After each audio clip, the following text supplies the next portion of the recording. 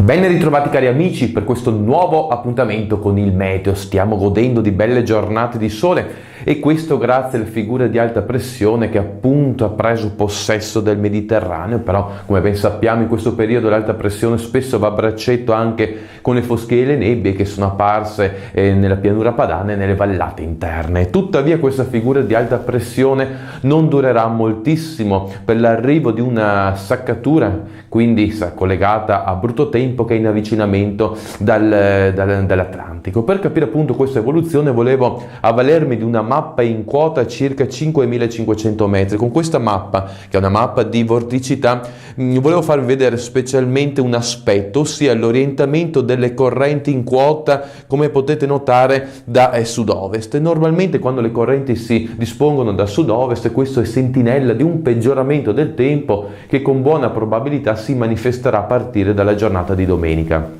Ma per capire meglio tale evoluzione andiamo a vedere cosa accadrà anzitutto nella giornata di sabato. Nella giornata di sabato possiamo notare l'assenza o quasi assenza di precipitazioni, a parte qualcosetta sulla Liguria, però sul resto del territorio il tempo si manterrà tranquillo. Facendo un focus sul Veneto potete notare da questa mappa come la giornata di domenica vedrà questo peggioramento del tempo che dovrebbe manifestarsi in linea di massima nel corso della tarda mattinata, ma ancor più soprattutto nel corso del pomeriggio.